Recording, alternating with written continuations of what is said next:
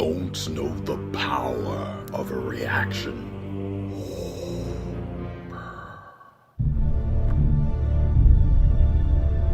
There's been an awakening. Have you felt it?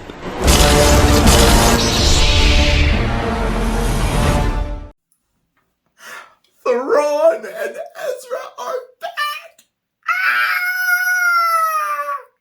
That's what all the fans are saying, probably. That's what all the fans that saw Clone Wars and Rebels are saying.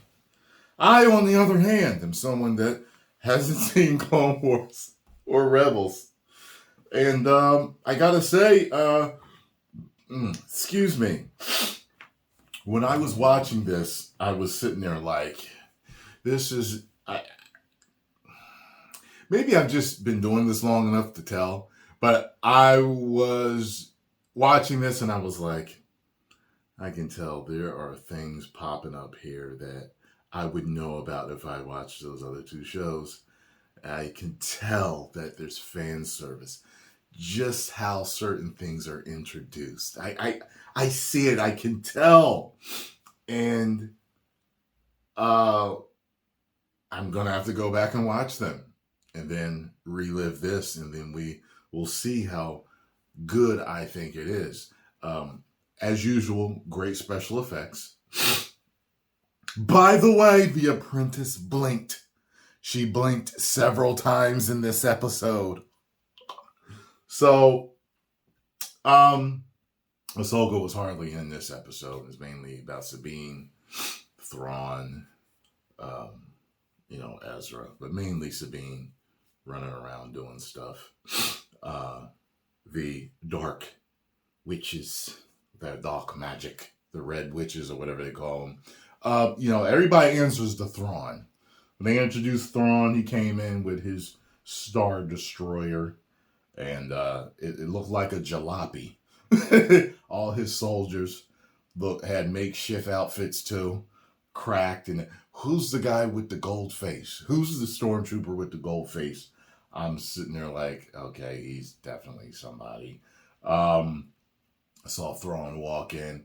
The guy's playing him, pretty cool, shrewd, cold, calculated, in charge guy. Nothing against that. You know what I'm saying? I just felt lost somewhat, so I could only judge it on what I know as a Star Wars fan that hasn't seen it, So, there's a couple of fights, because of a little bit of battle and, and reuniting between Sabine and Ezra. And, so it's like, okay, you know what I'm saying? I don't have much to say. So I'm going to be as fair as possible for someone that has not seen the others. And I'm giving it 2.5 out of 5. 2.5 out of 5. So that's right in the middle. It wasn't bad. And it wasn't good. It was just okay to me. I'm going to continue to watch it and see what happens. But afterwards, after this series is over, I will watch Clone Wars and Rebels so that I understand more. And I know sometimes an experience like that, when you go backwards, can be very enlightening. You can be watching stuff and you be like, I get why that was so important. Oh, I get, okay. Sometimes you can relive it in your mind. I could be reliving Ahsoka while I'm watching Rebels and Clone Wars and be like, I get it. Okay, cool. Okay, now, okay, that makes that episode better. You know what I mean? So, you know me, I'm open-minded. I'm always going to give you my honest opinion. So, but for those people that haven't seen it, you got to realize they're having the same, many of them are having similar experiences to me. They haven't seen them. They've seen all the other movies. They've maybe seen Obi-Wan like I have, and maybe some other stuff, but they haven't seen those series, and,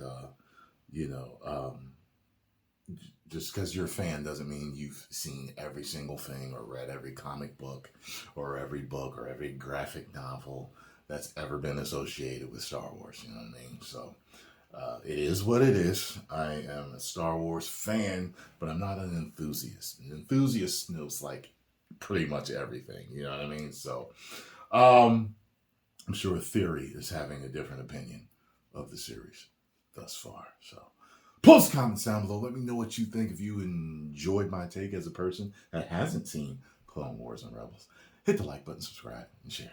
If you did not, it is what it is. 10 million subscribers. Woo!